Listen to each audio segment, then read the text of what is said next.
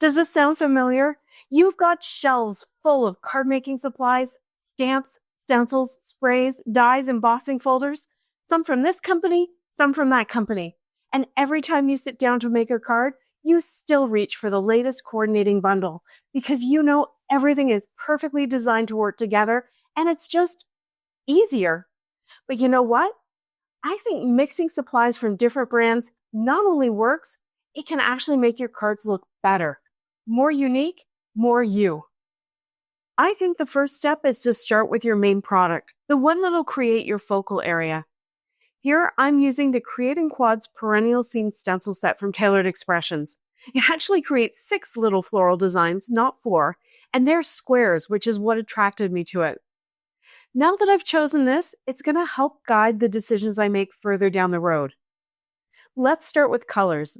I feel like these designs have an Art Nouveau feel, so I took a second and I Googled Art Nouveau color palettes. This style was popular in the early 1900s, and it had lots of flowing lines and organic forms and often used flowers and plants. That's from Google. In my mind, the way these designs fill a shape without actually having a border is also a characteristic of this style. The colors are generally rich and blended and often have gold accents. So I've chosen Cashmere, which is a new color from Catherine Pooler that is a really nice neutral brownie beige.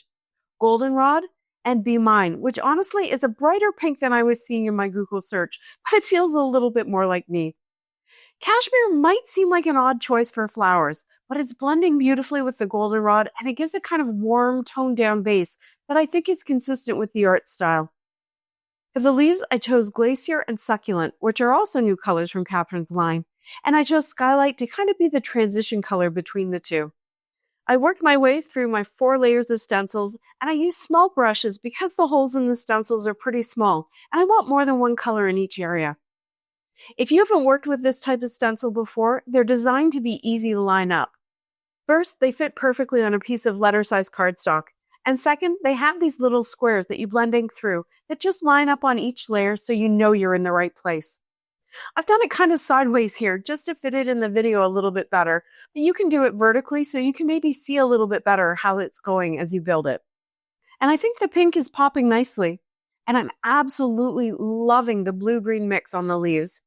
I brought in some spiced for the flower centers that are on a couple of the little scenes, and even in the smallest flowers and, berries, I guess, I tried to get more than one color in each one. This will just add some more interest and dimension. For the stems and veins in the leaves, I used the Glacier blue on its own. And now for the big reveal. So pretty. It won't surprise you that I'm going to add some shimmer spray, but this time I chose Simon Hurley's Solar Spray in Golden Hour. I think that the warm glimmer in this spray will play nicely with the colors and warm up my white cardstock. I also added some gold watercolor splatter, and I chose the deepest, most dramatic color of gold that I have for that. I set the panel aside to dry and I got out my gel plate. I'm not doing anything fancy. In fact, I think this is a great way to ease yourself into using a gel plate if you've been wanting to give it a try but you find it a little intimidating. All I'm doing is using my inks to make some colored cardstock. This is a super fast way to get a lot of color onto a big piece of cardstock, and just by using more than one color, you'll end up with something kind of blended and really pretty. I started by putting down my 3 cool inks in horizontal strips. I used my brayer to kind of smooth the ink out and blend the edges of the 3 colors together a little bit. And notice that I did not use a roll-off sheet for my brayer. One of the differences with ink is that it'll stay wet on the brayer, and I can actually roll what's on the brayer back onto the gel plate once I've lifted this layer, and then I can get more color on my sheet and use it. I'm using index cardstock here, which is thicker than printer paper, but not quite as thick as cardstock.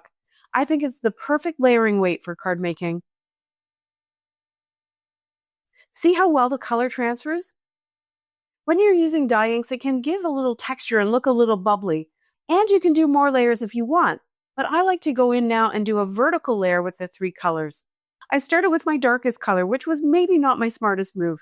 But if you find that you've contaminated your lighter ink pads with the darker color, you can just press them onto cardstock until they go back to the original color. And yes, if you're using your ink pads like this, you will definitely want to have ink refills. I brayered this layer out and then pulled my print. And you can see I'm getting almost like a plaid. I like that because you're seeing a mix of all the colors, and where the darkest is overlapping with the darkest, it's getting even darker. I added some more of the solar spray to this sheet, as well as the gold splatter. Adding these two steps to pretty much everything I'm doing will help to keep the look and feel similar. So then I moved to the warm side of my color palette, and my first pull just showed that there was a little too much blue ink left on the plate. I loaded up my plate with just the cashmere and goldenrod inks. I really want more gold, less pink on this. And then I grabbed a baby wipe to try and clean off my brayer. I've used this with paint many times, so who knows what's on it. Then I went back to the plate and I added some really small strokes of the pink ink and I brayered that out. I used the back of the sheet to lift the print just in case there was more cleaning needed, but it worked out just fine.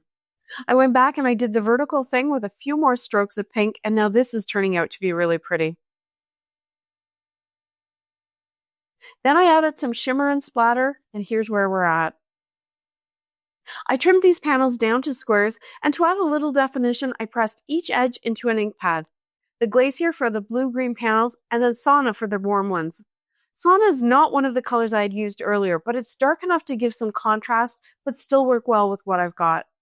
Aren't these pretty? I love the variations in the colors, and I think they work really well with the Art Nouveau style. To add a little more dimension, I grabbed a stencil from Pretty Pink Posh. Any company will do, but what I was looking for here was a more geometric pattern that will contrast with the organic flowy lines of the focal images. This one's Diamond Lattice, and I didn't cover the whole thing. I just put some ink through in random spots, closer to the edges, because that's really all we're going to see. For the warmer panels, I used another Pretty Pink Posh stencil. This one's called Mini Grid, I think. But again, a geometric with straight lines to provide that contrast. I tried it 3 different ways: slightly tilted, straight, and then completely diagonal, more like the diamonds. And they all just kind of give the same look, which is just that there's a little more going on the mat than just flat color, but not enough to distract you from the flowers. One thing about these flower squares is that they're pretty small, like about 3¼ inches. And even with a mat, there's a lot of white space around them, which is not really typical in the Art Nouveau style. So I decided to double mat, and I got my gel plate out again. This time I went super soft, cashmere all over with little strokes of the goldenrod and be mine, and just the 2 pulls to get most of the ink off the brayer. Isn't that pretty? For the cool panel, I started with cashmere all over again, and then I added just touches of the Skylight and Succulent to keep it really light. Again, just 2 pulls and another really pretty panel. I trimmed these panels down. They're perfectly pretty, and I could use stencils on these again to add some interest to the edges, but I decided to change it up and use an embossing folder this time. I love this embossing folder from Sizzix, but I think it's retired. It has hexagons all over it, but they're all on different levels, and some of them are almost tilted. Even without any shimmer spray, they almost look shimmery because of how all the different levels catch the light. And I figured I would do my golden shimmer and splatter after I ran them through to take advantage of those levels. I'm not sure if it made any difference to do it in this order, but that was my thinking. Next, it was time to work on my sentiments. The main portion of my sentiments is going to be either thanks or happy from the LDRS set Simply Words. I chose these because of the clean font, which again is a contrast from the flowy flowers, but also because the line weight is about the same as the thickness of the stems. And I wanted it to look elegant, so I cut them from honey gold cardstock, which has such a pretty glow. I also grabbed 2 of each from my pocket of extras so I could stack them up and build some height. This gold is so soft that I think it's going to disappear a bit in those busy flowers, so dimension's going to help with that. And I know especially with the happy, I definitely need some sub-sentiments. It's always useful to have a sentiment set like this one from Pretty Pink Posh. It's a very classic, neutral font, and it's small, and it covers so many occasions. The all caps provides a little bit of contrast from the all lowercase of my main sentiments as well. I don't mind snipping my sentiments apart so I can use just portions of them to complete the sentiments, but if stamp surgery is not your thing, you could always just use masking. I heat emboss these with Wow Gold embossing powder to tie in with the elegant feeling of the designs as well as the other gold elements. And finally, here's all my piles of stuff ready to be assembled. When choosing which flowers would go on the green and which on the yellow, I looked at the amount of leaves versus flowers in each scene. If there was more leaves, meaning there was more green in the focal image, I would put it on the warm mats. And if there was more flowers, I put them on the cool green mats. I could have mixed and matched the colors a bit more, but I decided it was probably more logical to stick to kind of the one color scheme, if you know what I mean. As I worked, I still felt like the white cardstock in the background was pretty stark and cold, and I played with the idea of using a cream card base, but in the end, I went with pretty much the last of my oyster cardstock from Ellen Hudson. It's very similar to the fog color that a number of companies carry. Once you've chosen your first or main product or technique, the rest kind of comes from that. What feeling are you trying to accomplish? What colors support that feeling? Where do you want a similar feeling, and where do you want a little contrast to add some interest? Think about fonts, specialty cardstocks, embellishments, and finishing touches that all work together. Let's share our best tips for mixing and matching between brands in the comments below so we can all learn and improve our intercompany skills. Thanks so much for watching. See you next time.